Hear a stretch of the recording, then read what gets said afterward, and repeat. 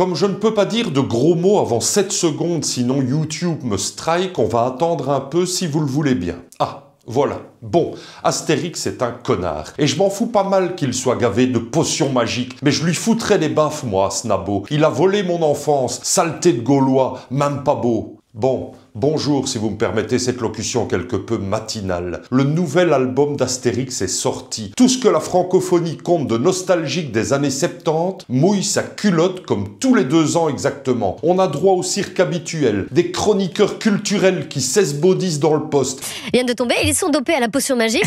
Oui, forcément, puisqu'il concerne le dernier album d'Astérix. Des files devant les librairies qu'on se croirait revenus également en 1975, mais en URSS cette fois devant une épicerie d'État, et les journalistes qui feignent l'orgasme devant ce qu'ils disent être les retrouvailles avec l'esprit Goscinny, et que si on ne le pense pas, c'est que nous sommes de vieux cons aigris. Mais en vrai, le nouvel Astérix, c'est juste un marronnier, un sujet qui revient un automne sur 2, et dont tout le monde parle sans l'avoir encore lu, et que d'abord si on l'avait lu et qu'ils nous demandaient notre avis en micro-trottoir, ils en vendraient nettement moins. Les journalistes se battent pour interviewer Fab Caro, celui qui fait ses textes. Alors, comment êtes-vous parvenu à retrouver l'esprit de Goscinny? Tant qu'à faire, il pourrait lui demander s'il compte ressusciter Jésus, non? Et pour fêter ce nouvel album, les communicants se sont surpassés. On a eu droit à la campagne de promo la plus disproportionnée depuis le lancement du dernier iPhone de merde, qui a juste un icône en plus pour que ça fasse prout quand on s'ennuie. Les éditions Albert René ont sorti la grosse catapulte, affiche géante, teasing dans les journaux, tirage à 5 millions d'exemplaires, à croire qu'on les bouffe, spot radio et même un partenariat avec les aéroports de Paris. Paris-Orly, rebaptisé pour l'occasion Paris-Orly, qui s'est transformé en village gaulois, avec banquet officiel, poisson à la viande, sardines et sangliers de cantine, pendant que les voyageurs en transit se demandent quoi, tant ils ne savaient pas qu'ils en avaient quelque chose à foutre. Alors oui, j'ai lu Astérix en Lusitanie, car c'est le titre de ce 41e album. Je l'ai lu jusqu'au bout. Résultat, 48 pages qui sentent la morue, le fado à la sauce variétoche et des promesses de nostalgie hilarantes pour que des gogos comme moi l'achètent. Et je sais de quoi je parle, la fois dernière, j'ai regardé un match des Diables Rouges.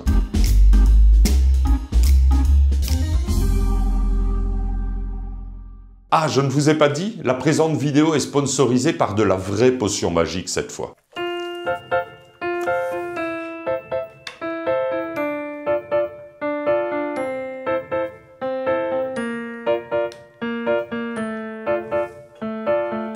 Hey, c'est à toi de jouer, hein? Ben non, c'est toi qui venais de me demander si c'était un homme de sexe masculin, là. Ben oui, ben justement, c'est à toi maintenant. Ah ben oui, juste.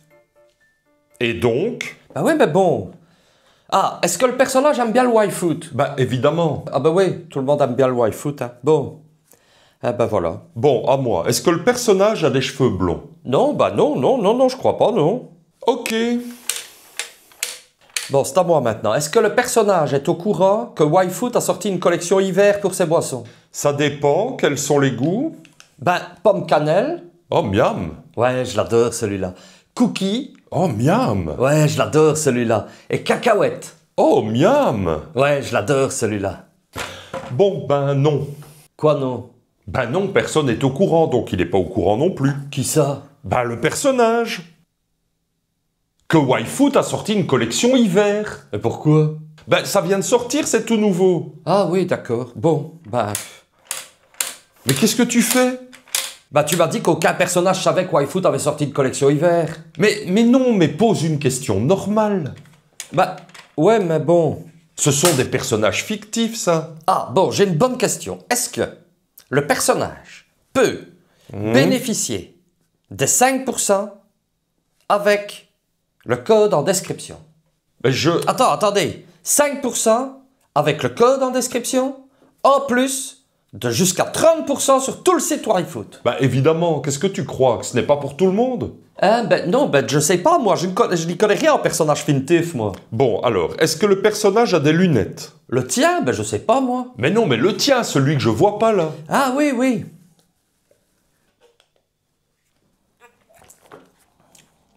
Et donc? Ben oui, j'ai des couilles. Ah, ok.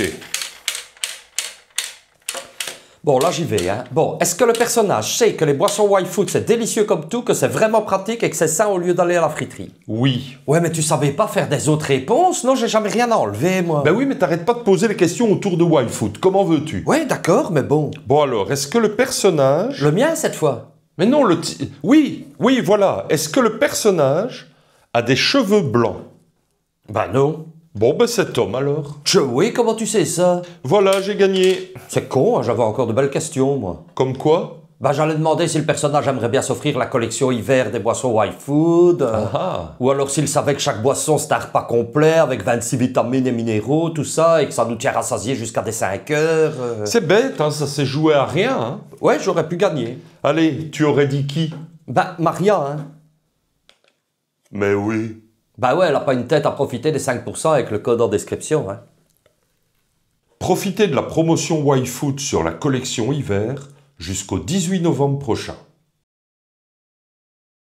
Et maintenant, rentrons dans le gras de la présente vidéo, le nouvel album d'Astérix. Astérix existe depuis 66 ans, créé en 1959 par René Goscinny et Albert Uderzo dans le premier numéro de pilote. Ces albums se sont depuis vendus à plus de 390 millions d'exemplaires. Autant dire qu'il ne reste plus un seul village qui ne soit pas peuplé d'irréductibles pantois devant tant de ha-ha-ha, de bagarres, d'esprits franchouillards et de « il est pas frais mon poisson ». Chaque sortie est donc traitée comme une élection présidentielle, poudre aux yeux incluse, sauf qu'ici, c'est tous les 2 ans. Hélas, on a un peu trop tendance à oublier que le dieu fondateur de ce phénomène est mort depuis 48 ans, René Goscinny. Et Goscinny avait un esprit couramment appelé l'esprit Goscinny parce que ceux qui définissent les esprits n'ont pas son esprit. Eh bien, l'esprit Goscinny, j'ai bien l'impression qu'il est mort avec lui. Ceci dit, sans de nouveau faire le vieux con dont la devise serait « c'était mieux avant ». Et puis d'abord, tout n'était pas mieux avant, mais soyons honnêtes, Goscinny, oui, c'était mieux avant, par exemple de son vivant. Ce type a tellement imprimé sa patte à l'œuvre qu'il a pourtant partagé avec tout ce que la BD franco-belge compte de dessinateurs talentueux dans la première moitié de la seconde moitié du XXe siècle. Je pense à Maurice, Sampé, Tabary et même Gottlieb, qu'il a laissé un vide dont on a un aperçu fidèle quand Obélix essaye de réfléchir à un truc ou quand Pascal Obispo sort un album. L'esprit Goscinny, c'est quelque chose de particulier, à la fois évident et inimitable. Ce type avait beau être issu d'une famille juive akhénaze de Pologne, il était un Gaulois, et qui plus est, qui savait écrire. Dans la saga des Astérix, ces personnages parlent comme partout dans l'Hexagone, en râlant, en exagérant, en insultant, mais dans le but de donner au lecteur de l'esprit, justement. Et je n'ai pas peur de dire qu'à l'époque, on aimait beaucoup les Français grâce à lui. Maintenant,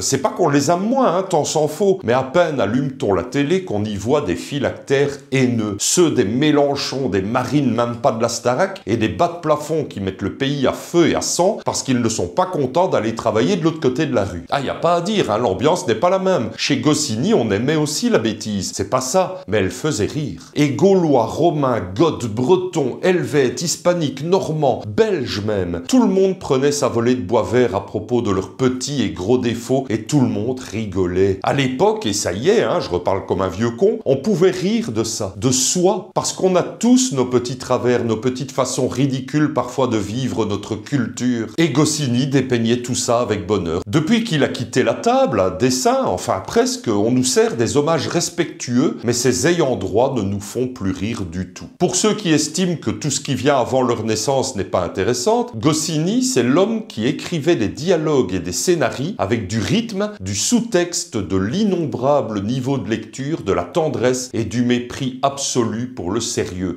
Il était unique, quoi, comme pouvaient l'être plein d'autres gens uniques. Mais comme lui, il rapportait de l'or, on essaie depuis de le copier en vain. Depuis sa mort en 1977, Uderzo en solo d'abord, puis Conrad et ses 2 scénaristes successifs ont toujours promis qu'ils allaient poursuivre, voire ressusciter ce ton mythique. Résultat, on en est au 41e album de la série et depuis Astérix chez les Belges, dernier titre signé par le génie du dialogue, un seul miracle, et même pas en papier mais cinématographique, Alain Chabat qui en 2002, avec Mission Cléopâtre, a redonné vie à l'humour de Goscinny en l'émerveillant d'une avalanche de vannes bien écrites, bien rythmées et de second degré assumées.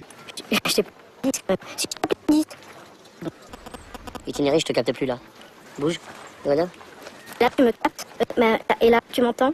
Mais Ça me fait tout le temps en ce moment. Mais c'est tout. Pour moi, la suite sent la merde, si vous me permettez cette locution quelque peu bouseuse. Goscinny, c'est le sens du rythme, d'une exactitude rare. Chaque mot tombe juste, chaque phrase porte. Il y a une forme de musicalité dans ce qu'il couchait sur le papier. Ce n'est jamais lourd, jamais surjoué. Alors, entre parenthèses, je peux dire qu'il y en a des artistes qui ont été mes fondations. Je pense à Marcel Aimé, Balzac, Desproges, Vialat, Allais et Amel Bent, mais dans une moindre mesure. Mais Goscinny, c'est, dans sa façon d'écrire, celui qui m'aura le plus appris à rythmer mes textes, à les rendre denses et dansants. Goscinny n'est pas copiable, c'est trop précis. Fab Caro et Didier Conrad, le duo actuel, l'un au texte, l'autre au dessin, sont, à leur décharge, attendus à chaque coin de page. Ils savent sans doute qu'ils marchent sur des braises. Ils le savent, mais enlèvent quand même leurs chaussures. C'est trop rentable d'avoir l'air con dans ce cas précis. Même s'ils gagnent 50 centimes par album vendu, ça leur fera passer 250 000 balles avant la fin de l'année. Chacun. Et ça, tous les 2 ans. Il y a de quoi se coucher, la papade va chercher la baballe à l'éouste au panier, non? Bref, vous devinez, je suis dubitatif en un mot quant au nouvel album d'Astérix. J'ai bien essayé de n'avoir point d'a priori, mais je dois reconnaître que si, quand même, merde, je suis un être humain, quoi. C'est ma jeunesse et c'est Madeleine qui sont en jeu, nom de Dieu. Bref encore, on dit souvent qu'Astérix a survécu à Goscinny. En réalité, il s'est institutionnalisé. Il s'assied depuis quelques décennies sur ses lauriers, de César ou pas d'ailleurs. Chaque nouvel album, c'est la France qui s'achète elle-même pour se rappeler qu'elle a encore de l'esprit. Et dans ce dispositif bien huilé, Fab Caro et Conrad n'ont aucun droit à l'erreur. Ils sont sous contrat avec la nostalgie. Ils ne livrent plus des aventures, ils livrent des obligations de résultats. On voulait des menhirs, nous, dans la gueule. On aura des chiffres sur du papier couché, lui aussi. Mais trêve de préjugés, d'a priori et autres raccourcis par la forêt des Carnutes, il est temps d'ouvrir l'album qui va faire pchit. Et croyez bien que je suis désolé de déjà vous le dire, hein, vous savez que ce n'est pas mon genre. J'ai le sens du suspense en général, je suis connu pour ça. La preuve, j'entends des gens qui disent contre H, il a le sens du suspense, il est connu pour ça. L'album démarre sur les chapeaux de roue. Déjà, ce n'est pas normal, hein, une histoire, ça s'installe, bordel. À la première page, un bateau apparaît, un Lusitanien en sort, un prisonnier inconnu est mentionné. On apprend qu'il a été arrêté, à tort, par les Romains, et que la mission, que tout le monde accepte immédiatement sans broncher, consiste à le tirer de là, et on se retrouve avec un prétexte en carton pour justifier le déplacement de la clique vers le seul pays d'Europe de l'Ouest non encore visité dans les aventures du petit Gaulois, et qui promet bien des clichés et bien des rires, la Lusitanie. À la 14e case, et ça m'énerve déjà, hein, nos deux héros décident de descendre tout en bas de la carte du continent pour aller le sauver sur un coup de tête qui n'a ni enjeu ni saveur, sinon celle du garum, cette sauce infâme à base de déchets de poisson fermentés dont César raffolerait et que Mavubès, c'est le nom du prisonnier à tort, aurait empoisonné pour causer le trépas du dit César. Du coup, l'ambitieux gouverneur Pluvalus l'a enfermé et va le livrer au lion parce que ça se fait beaucoup dans le milieu du romain. Alors il y a aussi un traître intitulé Pire Espèce, un Lusitanien itou qui rit sous cape avec le gouverneur dans les geôles tristounettes de je ne sais pas où, hein, faudrait que je relise, mais non, j'en ai marre. Et puis d'abord on s'en fout, ça pourrait encore être à Outsiplou, de toute façon on s'emmerde déjà, on n'a pas le temps de s'attacher à un personnage, même Astérix et Obélix, on ne les reconnaît plus tellement ils sont quelconques, ils sont morts en 1977 que je vous dis. Allez, ils prennent le bateau, croisent les pirates dont je parlerai après parce que ça aussi ça m'énerve, font 2 ou 3 petites blagues qui font à peine sourire sur la gastronomie portugaise, car oui, hein, la Lusitanie c'est le Portugal au cas où vous pensiez que c'était l'Italie de la loose. Alors ils arrivent dans le village et la fille du producteur de garum arrive en courant et vous savez quoi? Obélix tombe amoureux aussi sec de cette Oxala, c'est son prénom, qu'il connaît depuis 4 cases. Mais n'est pas Falbala qui veut, hein, par Toutatis et son orchestre. On s'emmerde que je vous dis, c'est sans conviction, c'est un supplément sentimental collé à la hâte pour remplir le quota d'émotions. On sent la volonté des connards d'auteurs à la manœuvre de rendre les personnages plus humains, mais à force de les humaniser, on les vide de leur vitalité. Alors Obélix rougit, bafouille, et le gag tombe. En était-ce un d'ailleurs? À la page 12, et là j'explose, hein, parce que merde, Astérix annonce qu'il faut prouver l'innocence l'innocence du père d'Oxala, plutôt que de foncer dans le tas. Mais purée, on dirait mon patron quand il vient nous dire que l'entreprise doit avoir des valeurs humanistes alors qu'on vend des assurances, milliards. On découvre donc un Astérix raisonnable, méthodique et administratif qui ne frappe plus et c'est à peine s'il a pris sa gourde de potion magique. Le personnage n'est plus que l'ombre de lui-même, il a perdu cette impulsion primaire, ce réflexe gaulois qui faisait tout son charme. Gaulois lui aussi. Astérix est rentré de plein pied dans le 21e siècle, ça oui, hein. Il mène l'enquête maintenant, il libère la parole, mais se garde bien d'adopter des postures de mal alpha toxique, manipulateur, pervers, narcissique, comme on aimait qu'il adopte il y a encore un demi-siècle. Alors, et on dirait que oui parce que je suis énervé, mais rien ne se passe dans cet album. Les cases défilent, les dialogues s'empilent et n'en finissent plus. Le lecteur que je suis attend le rire, l'action, la surprise, quelque chose quoi. Goscinny, et bien que je sois en mal de le copier moi aussi, Goscinny, lui, il aurait pris le même point de départ, l'aurait tordu, en aurait fait jaillir 10 situations absurdes, 3 quêtes et fils rouges parallèles, moult disputes, un banquet et des répliques qui resteraient dans la mémoire collective. Ici, on a l'impression d'un squelette de scénario nettoyé de tout risque de scandale wokiste. Tout s'enchaîne sans souffle, sans enjeu, avec une prudence maladive qui va vous rendre malade aussi si vous lisez la BD. Prenez garde. Un exemple? Attention, hein, ça va encore bien m'énerver. Hein. Vous voyez le bateau pirate? Celui qui apparaît furtivement dans chaque album avant d'aller bien se faire encouler. Eh bien, il y a une vigie dans ce bateau pirate, vous savez ça. Et je n'ai pas peur de le dire, et j'emmerde ceux qui vont avoir de l'urticaire, mais la vigie est un humide qui pèse son quintal tout mouillé. C'est-à-dire un homme noir et gros. Désolé encore, hein. Et vous connaissez sa particularité, n'est-ce pas? Durant les 40 premiers albums, enfin, ce n'est pas tout à fait vrai, dans l'Iris Blanc,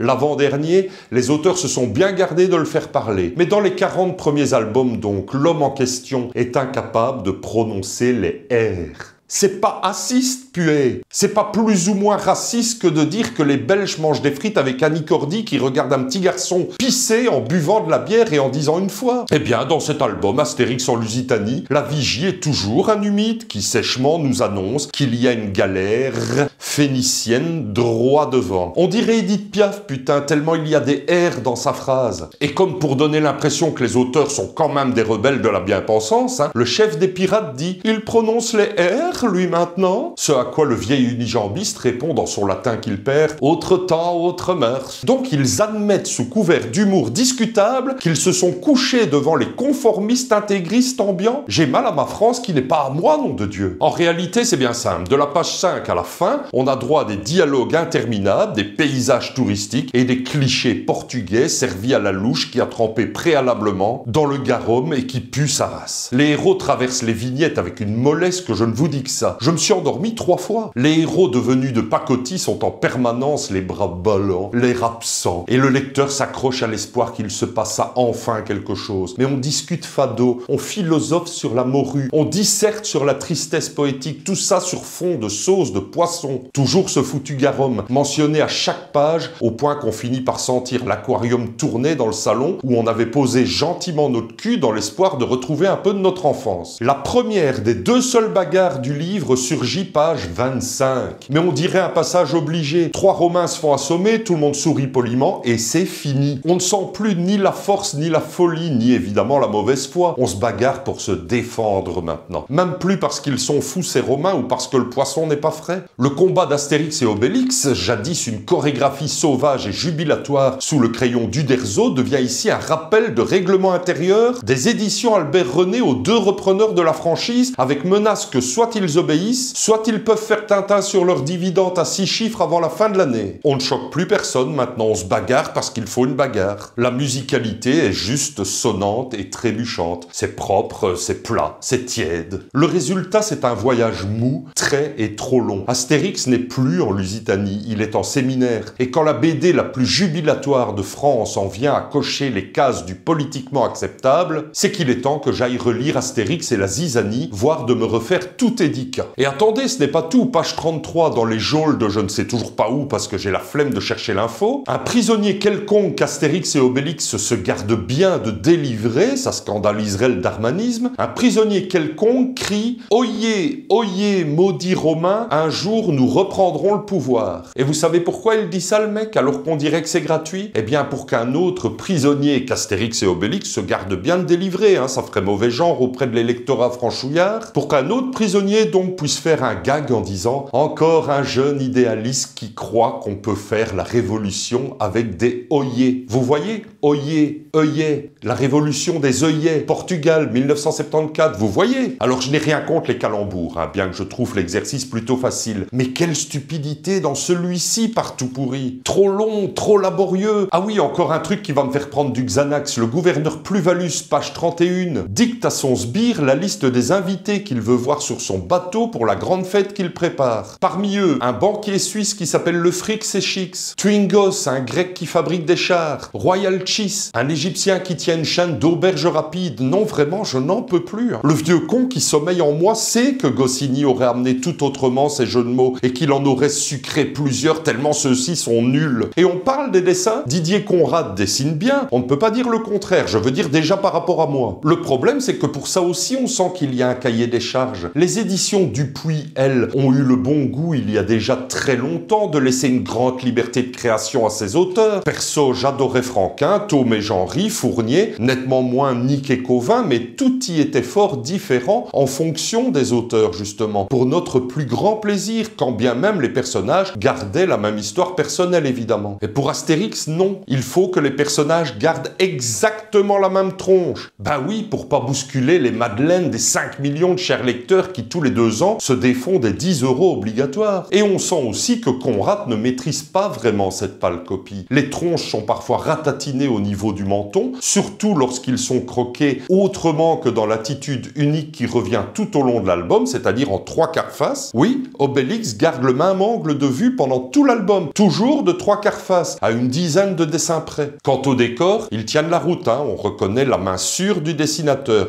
mais les couleurs tuent tout. La soirée sur le bateau, par exemple, baigne dans un violet sponsorisé par l'industrie du vomi, c'est horrible. Voilà, bref, je vais arrêter de m'énerver, ce n'est pas bon pour mes médicaments. Certes, ce n'est pas faute de n'avoir plus rien à dire, hein, mais à un moment, il faut savoir baisser les armes et ne pas en faire une affaire personnelle. Je casserais bien la gueule aux éditions Albert René qui ont enterré mon enfance à elles toutes seules en 2 ou 3 albums, mais je sens que ça n'aiderait pas les gens à vouloir s'abonner à ma chaîne et à activer la cloche, ni même à m'aider sur Tipeee. Alors je fais comme pour Astérix, je m'écrase. Alors refermons cet album, non sans avoir dit quand même, sinon je vais pas dormir, hein, qu'à la page 47, ma vue baisse est enfin libre, sans qu'on sache trop pourquoi ni comment d'ailleurs. Tout le monde est content, tous les personnages qui ont jalonné l'album suppositoire se sourient et rideau. Même la dernière bagarre n'a pas eu le temps d'exister à la page précédente. César a crié à un moment « Arrêtez !» après 2 coups de poing et tout le monde s'est arrêté, obéissant et androposé. L'album s'achève enfin sur un retour au village, avec un banquet final parce qu'il le faut bien et pour ne pas fâcher la tradition. Astérix en Lusitanie, franchement, ne l'achetez pas. À la limite, volez-le à la Fnac ou louez-le en bibliothèque, vu que l'inverse est impossible. Mais ça ne vaut pas le coup. Vous le regretteriez, j'en ai bien peur. Ce n'est pas une menace, hein, n'est-ce pas? C'est un conseil courageux de Gaulois, car de tous les peuples de la Gaule, les Belges sont les plus braves. C'est également Goscinny qui l'a dit. Ce 41e album d'Astérix est à la bande dessinée ce que Yoko Ono était aux Beatles. Ça n'apporte rien à l'ensemble de l'œuvre, au contraire, ça le dessert. Le vin est coupé à l'eau, le sanglier est végétal, la bagarre n'est plus que parlotte et le rire s'est dissous dans le marketing. Enfin maintenant, si vous aimez que rien ne dépasse, rien ne dérange, rien ne mord, alors oui, courez l'acheter. Je revends le mien d'ailleurs, 2 € plus les frais de port, est à neuf quasi pas lu. Le Gaulois aux moustaches YMCS qui est devenu fonctionnaire de la bande dessinée française, payé pour ne pas bouger d'un poil et ne froisser personne. Faisons en sorte de ne pas l'y encourager, merci. Et tant qu'à faire, tant qu'on en est à dézinguer du symbolisme français, allez donc jeter un œil à l'une de mes dernières vidéos dans laquelle je soupçonne La Fontaine d'avoir prédit le 7 octobre 2023. Il vous suffit de cliquer ici.